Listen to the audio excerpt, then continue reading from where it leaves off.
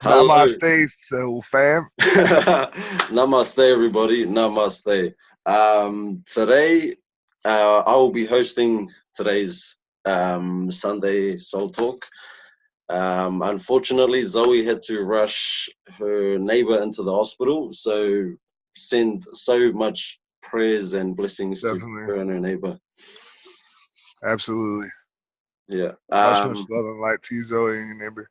Yeah, much love and light, and much love and light to everyone who tunes into this podcast as well. So yeah, my name is Dylan Cameron, the Moldy Mystic, the spiritual gangster. What's up? Namaste, beautiful people, and we have Sir Magical, Sir Knight, Sir Charles Knight. Namaste, soul fam, brother Big Love. Yeah, Living yeah, positive vibes, bringing it on in with yeah, it. yeah, yeah, yeah. That's what's Yeah, up. yeah. So today we are going to be talking about manifesting. We have a few questions from Lilith or Lilith. Hope I said that right. From India. Um, but first off, I want to get onto the question of what is manifesting. Charles, do you want to shed some wisdom? Well, for me, manifesting is making a desire come to fruition in your life. So when you want to manifest something, it's a desire that you have, whether it be an experience or anything really. Anything that we are pursuing, we can manifest the way for it to come into our life. That's pretty much Yeah, what I call manifesting. I love how you put that. I love how you put that. Yeah, so for me, manifesting is essentially the same. It's about understanding that there's like a sequence of unseen events that take place before something comes into physical fruition, before we can experience or see or touch something in this physical reality and what we perceive as reality. Um, yeah, so that's what manifesting is for me. One of the questions from Lilith, sorry if I'm not getting that name right, is how to remove blocks to attain manifestations. Would you like to shed some more of your awesome wisdom with us, brother? Well, for me, one of the ways of removing a blocks is that, anytime doubt pops up, doubt or worry about, or even trying to analyze where exactly your manifestation is going to come from or the timeline on when it's going to arrive, all of that kind of when we're spending our time and energy on those areas, we're kind of like pushing it back because really it's a matter of believing that you're attracted it to your life and then allowing it to actually flow. And when we get hung up on anything that is of a lower frequency like worry or doubt, then we're repelling it until we're actually ready to notice, hey, it's been right there. It did come by, but we never noticed it because we were stuck in a lower frequency that wouldn't let us see it. I love how you put that, bro. That just makes so much sense. It just opened up like so much doors within my own perspective. Thank you. Yeah. So for me, it's essentially the same thing again. It's about like releasing all the resisting forces that are preventing you from realizing that it's already within your grasp. That all those things that are saying, "Oh no, it's not yours," or "No, it's not. You can't have it," or anything that's stopping you from believing that it's already yours. So yeah, I think those are. Well, that's how I focus on removing blocks. Yeah. Absolutely. Yeah, and we got to remember that anytime one of those blocks pops up, the more amount of time we spend on that is the less amount of time we're actually believing, knowing that we already created it, we already empowered it, we already sent it out, and it's already on its way. It's the trying to the dictate, oh, right now, right here, or like there's not really a timeline to it. Once you allow this flow to start happening to where the universe brings it to you, you're not really spending any time worrying about things. You're just constantly acknowledging. And, a lot of times it's learning how to recognize it, because we might be thinking when we attach a detail on it, then when that detail doesn't happen, we say, oh, our manifestation didn't happen.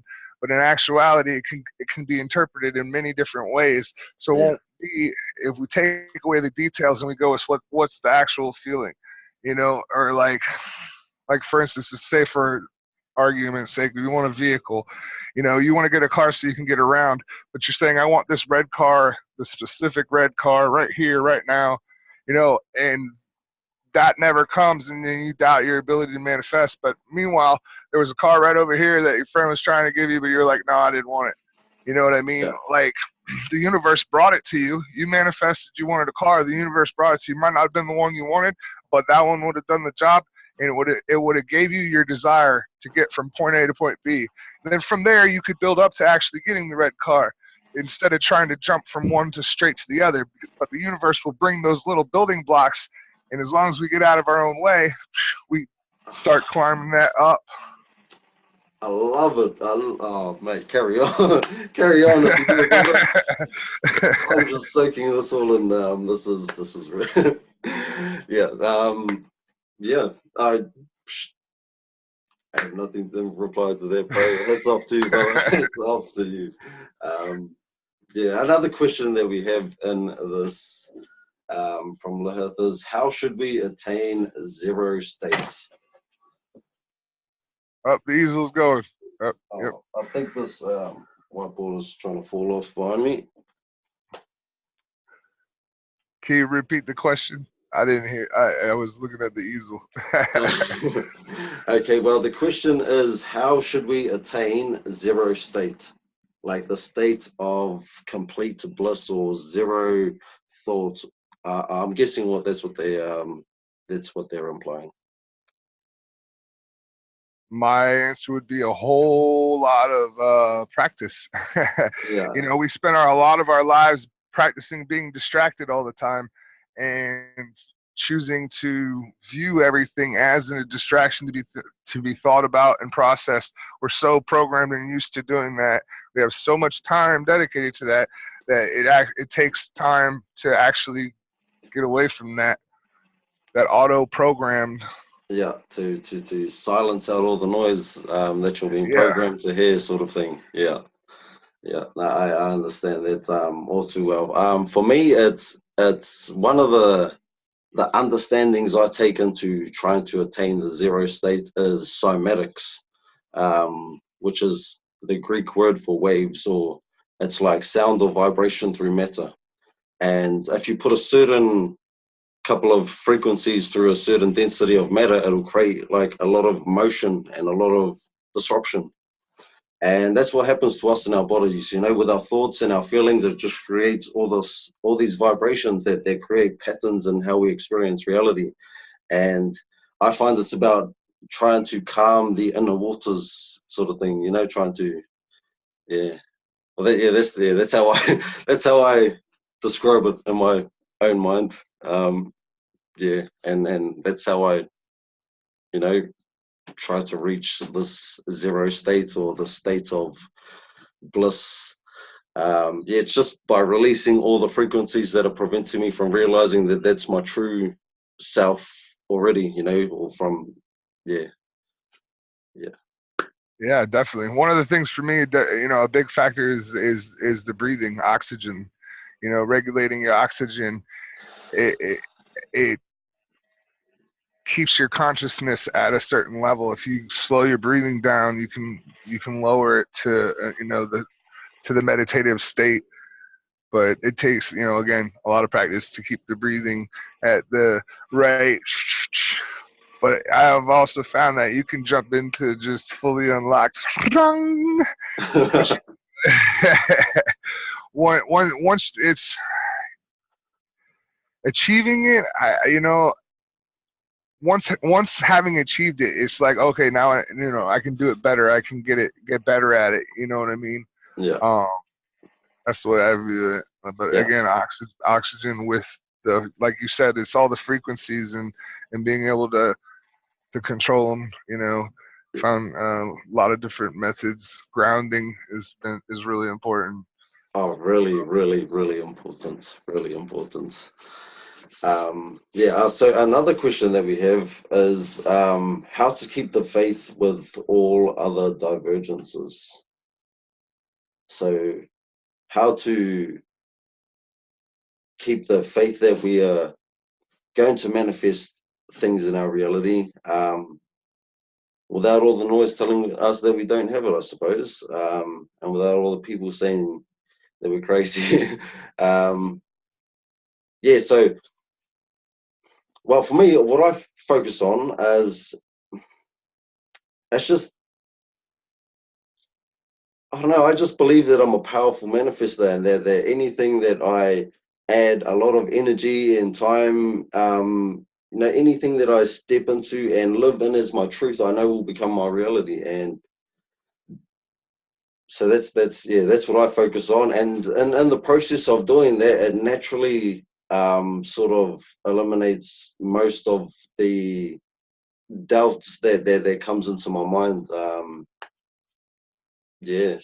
And whenever I get like strings of doubts, I tune into what I've accomplished already over my life and understand how that's happened and the process that's led up to all of my past accomplishments, so to speak. And yeah, that I suppose that helps me keep a lot of faith too. Hell yeah, definitely. That's believing in yourself is the number one thing. I think you hit the nail on the head with that. Is the confidence that like you have to believe that inside you is the power of your choice, and if you choose to believe in yourself, you can make these things come into your life so obvious that you have to just walk up and go, oh look what I Yeah, had the universe bring to me. yeah, yeah. Nah, exactly, exactly, exactly. So I know you've like told us the story before, brother, but how have you manifested your reality? It all started inside. It's everyone's heard the statement that money can't buy happiness. Well, what does that statement really mean? That means that happiness is a choice inside. It doesn't matter what you have out here. It doesn't matter how bad things appear out here. That is not going to generate the frequency inside of you that you label as happy. Happiness is a choice. It's just, are there distractions making us choose not to be happy, or are we again looking internal to be happy? And yeah, so like totally lost where I was going with that one, but Manifesting your reality and staying happy. Emphasizing that happiness is a choice that we make, and it's not subject to anything we're trying to obtain in our physical reality. yes, exactly. So based on knowing that happiness is a choice, if you want to manifest something into your life, be able to envision and encompass how you're going, the happiness you're going to feel when you're doing that experience, or when you've achieved that goal or whatnot, how you're going to feel. Don't worry about the details of how it got there or anything like that. This is just literally an exercise you do in your head, a quote unquote fantasy that you believe in, because you can envision and actually picture yourself in that position or that experience or whatever you actually want. And therefore, by envisioning it, since we create our happiness internally, we could literally utilize a past happy experience to get really good feeling inside, and then attach it to this and send it out, and it comes to us.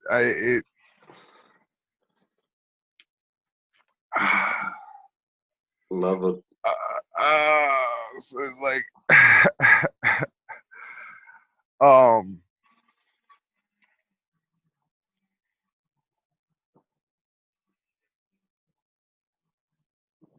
yep, I lost my train of thought again. My brain goes all different ways. I'm like, well, look at this, let me say this over here. Uh, Yeah, I sometimes understand. I understand that all too well, bro. I understand that all too well. Yeah, we're just talking about manifesting your reality, your desires, and how you could use the happiness from a past experience and attach it to a experience that you wish to, well, experience, and use their happiness to generate the energy forward and motion to.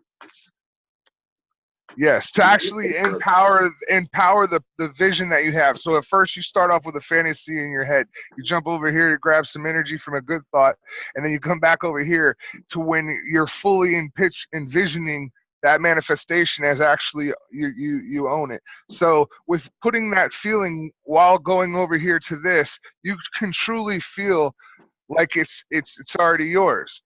So it's just like when you order something online, you pay the money and it's in the mail. Once it's in the mail, you already know it's yours. Yeah, you don't have it, but it's paid for. You know it's shipping, it's here. You kind of got that, it's mine, but now I just got to actually get it feeling. And so in that in-between wait time, don't think about it at all. When it pops up into your mind, immediately slam on the emergency brakes. Whoa, I don't have time to think about this, or I don't really need to anyways. It's already on its way. When the delivery comes, I will recognize it.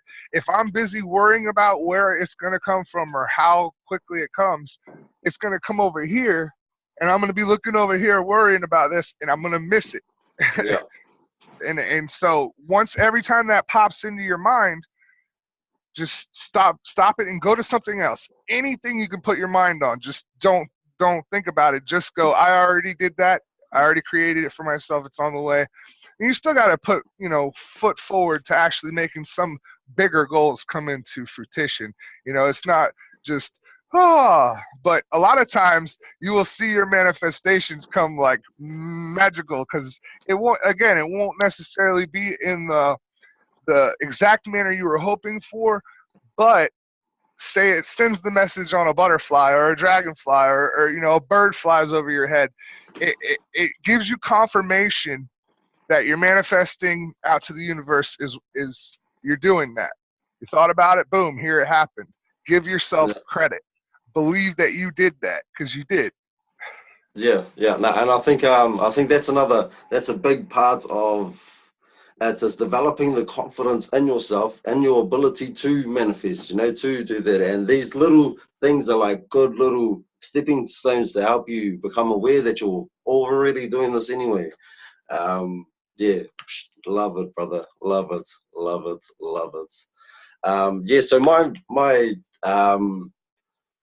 my story of manifestation was again essentially the same. I felt it out to be my truth before it became my truth.